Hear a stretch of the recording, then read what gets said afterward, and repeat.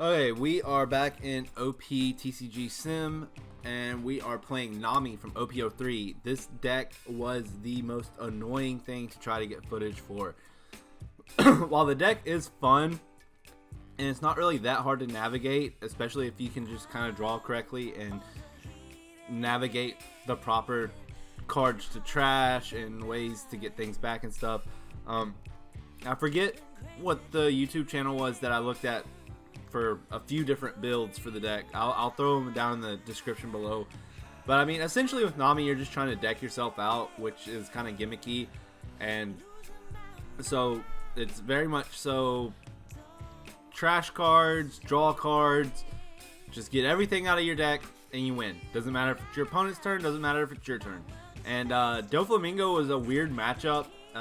This one really went back and forth a lot, but I probably filmed in a cumulative time of like 2 hours, and probably about 30 to 45 minutes of that was entering matches and people immediately scooping because they didn't want to deal with Nami. So I understand completely, but I really wanted to do a compilation with Nami, but that's just not going to happen because it's either people constantly scooping as soon as they see the leader, or you can't win against the decks with the bigger ceiling of power. Because I mean, while this deck build in particular plays a ton of events, there's ways to recur them and things of that nature.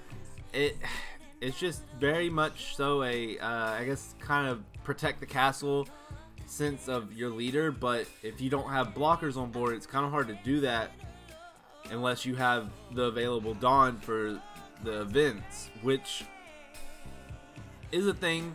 Sometimes I think I played the deck too aggressively, so I wouldn't have the Dawn needed for the events whenever I was first starting off with this deck. So I think at this point, it for some reason took my opponent like forever to play sometimes, and I was just sitting and waiting. So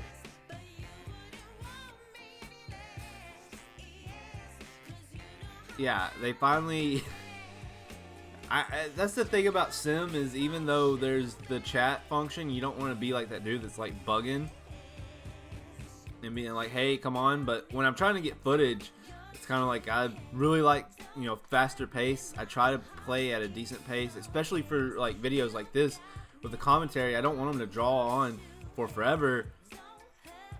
So we get the Sanji's Pilaf, which just lets you draw 2 cards. That's all it does.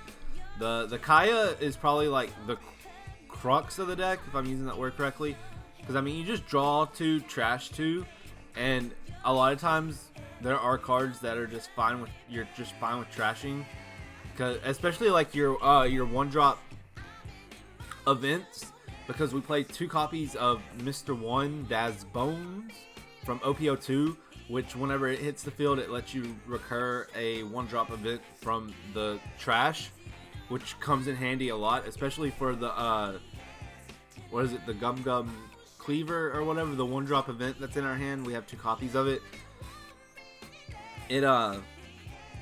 That card threw me off whenever I was first learning the deck, because it's strictly for your leader. It gives your leader plus 4k for the turn, I believe. It's not just for the battle. And then you can trash 1 or 2 cards from your deck. Of course, Nami's effect is Dawn 1. If it does damage to your opponent's life, you can trash a card from your deck. So Nami's effect for the deck, it works. It's not always worth it to allocate the Dawn to it, especially like earlier game, just because, I mean, yeah, the 1 card off top does help, but if you can recur Kayas like that with Overheat, and it's the difference between being able to play the Overheat or maybe get the Nami effect off, you're going to keep the 2 for the Overheat. You're not going to allocate 1 and then, just keep 1 for an event. I'd rather allocate 2 for the Overheat, because now we're playing the Kaya again, and bada bing, bada boom. We're making it happen. We have a ton of events, so we just want to keep Dawn active. Let our opponent think that we have nothing, but we have plenty. I did go kind of short here on Dawn, but I think I keep 2 active at the end of the turn just so I can have access to Overheat or Love Beam, which the Love Beams I have a hard time getting myself to play whenever I have such a large hand, because you don't get full value with, you know, the secondary effect of Love Beam of if you have 3 or less cards, draw a card. But sometimes it does come up where you just have to shotgun it and use it. But whenever you have something like 2 Overheats in the hand, and then you have the Gum, I think it's Cleaver. I forget the name of the card. But yeah, the Doflamingo player is just like trying to establish this big board. And if I would have been the Doflamingo player, I would have been very annoyed playing against the Nami deck. I've played against it a few times jumping into OP-03 matches, and it just, people play it a lot better than I do, I'll say that, and they get through their deck a lot faster than I do, which I think later in this game we actually see me kind of start popping off with some events where it's just like bam bam bam bam bam, cards are just shooting out of the deck and you're getting that much closer to the win condition. So this point, Deathwing was, yeah, Deathwing came off and we activated the trigger and we sent the other Gecko back to the hand. They come in with 8 on our Nami, and a lot of our events are plus 4,000, so I think with people not being super familiar with Nami, they don't understand that, so they're used to going, you know, like 7-8k on the leader, expecting to get a few cards out of hand, versus with this deck a lot of times you can use like a 1 or 2 drop event and get 4k off of it and get out of an attack. So we're just going ham with the Kayas right now. Draw 2, trash 2, draw 2, trash 2, and the spot is cool. I didn't use it too much. Honestly, I could cut it down to 2 and I'd be fine. It is a 1-drop event, so it comes in handy. But I think maybe adding in some other blockers or 2k counters in place of like a couple of Spadas would be fine. It just, the Spadas didn't come up enough for me to feel valid with having 4 copies in the deck. Though, I mean, it does add value, don't get me wrong. But out of all the games I played, and like I said, I played like, I think like 2 hours with Nami between dealing with scooping and then actually playing some games, but those were games that were losses. And there was a version of the deck I was playing before this version, because this version is actually post ban list. So after Kabaji and after Moby Dick have been banned over in Japan, the channel I got this deck from, they play with the Japanese cards and they play by those, you know, where they're already in OP-03 and they're waiting on OP-04, versus here in English we're still waiting on OP-03 to come out. So we're facing down 2 6k Gecko Morias, a 5k Gecko Moria with double attack if there's 5 or more cards in hand, Teach, 4k Teach, and then the 3k Kuma. Not worried about it at all. So with being this late in the game with this many Dawn on board, we can kind of do whatever. And that was kind of what I was realizing here, is like it kind of didn't matter what I trashed. I believe you'll see me periodically checking the amount of cards in my deck just to see how close I am to the win condition.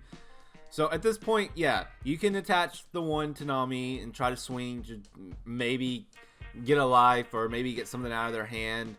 But other than that, you're really just wanting to keep things up. I probably could have gone into Zeph a lot sooner. I don't remember if I actually ever end up going into Zeph. Zeph's ability is on play, return a cost 3 or lower. It's either 3 or lower or 5 or lower to the hand. And then if it does, Dawn times 1, if it does damage to the leader, you can trash 7 from the top of your deck, which is really and truly the optimal way to like shoot through your deck. But I mean, with so many events in hand that let me cycle through cards in the deck, I just I felt the 1K counter was more important to be able to stay in the game.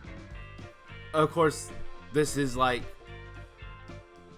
the last Nami game I played of the night, because I was at the point that I was just like, I want to be done playing Nami. Like, point blank period. I was so tired of playing this deck. It is a deck that personally I'm probably never going to come back to unless it's for, you know, specifically a video or something. It's fun whenever it runs correctly, but it's just very gimmicky. And I mean, if that's your thing, that's fine. That's no judgment whatsoever.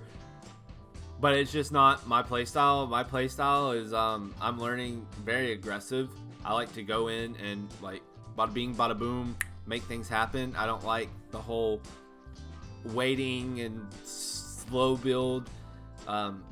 After this video, the next video that'll go up is actually a Magellan match, I believe.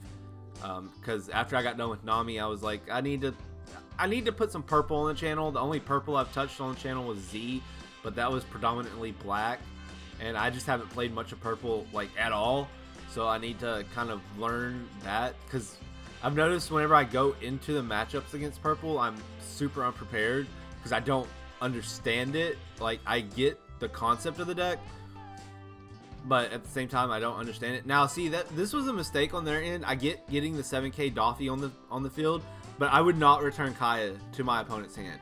And again, this comes into play with people probably aren't familiar with Nami, and they're not familiar with, you know, really how to play against it. But I mean, the deck literally just wants to send your opponent's cards back to their hand so that they have to keep allocating resources to play the same exact things over and over again. As you saw, Mr. 1 came down. We cycled back a 1K, or not 1K, a 1-drop event back to the hand. We're just going to swing to swing. I mean, you might as well. The only thing that kind of sucks about that is waiting for your opponent to, you know, respond. So, there's a game I was playing. I don't remember if it was with Nami or Magellan, but I was like playing, and then like my opponent took like 10 minutes, and I finally like, you know, typed in chat. I was just like, hello. Like, I try not to type in chat too much for the videos, or the footage for the videos, but I was just like, hello. And then like another 2 minutes later, they finally like started doing stuff, and I was just like, okay. Like, I get it. People have things going on, and you know, you can't always expect like proper responses, but at the same time, it's like, if you're playing a game with somebody, you should play with relative speed. You know, I understand the thought process that goes behind things, stuff like that, but allocating like almost 10 minutes to make a decision, that's just absolutely ridiculous. So we get out of the 10K swing from Doffy there. They're going in with 7K because I guess maybe they thought I was getting low on resources to get out of attacks, but we were able to use the Love Beam and get the value off of it. They're going in with 6K to my leader, and I don't remember if I decide. Okay, I go with the Love Beam to draw a card, which gets me into Sanji's Pilaf, which is just another 2 cards from the deck. If I'm correct, we're getting pretty close to the end here. Yeah, 6 cards in deck. We go Overheat, which means we're going to get the Kaya back to the hand. Deathwink, return a character with a cost of 7 or less to the owner's hand. I believe we're going to use the trigger to send... Oh, we send the Kaya back with that.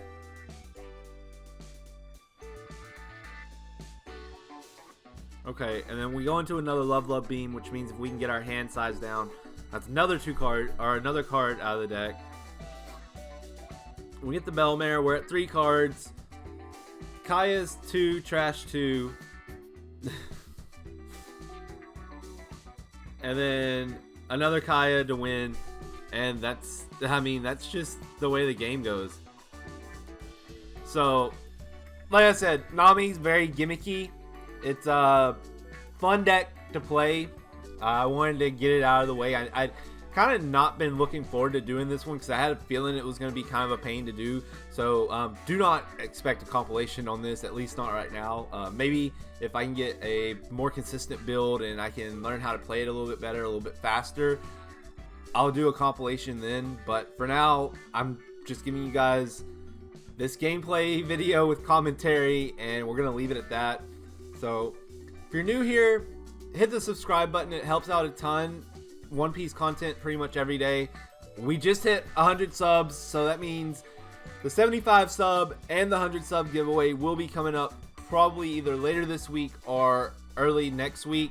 I'm a little bit behind on that, but I've just been trying to decide exactly what I want to give away, and I was really hoping we could hit that 100 mark. So I really appreciate it, everybody. If you liked what you saw as well, press the like button. It helps out the channel tremendously. It gets it out there in the algorithm and lets more people see it.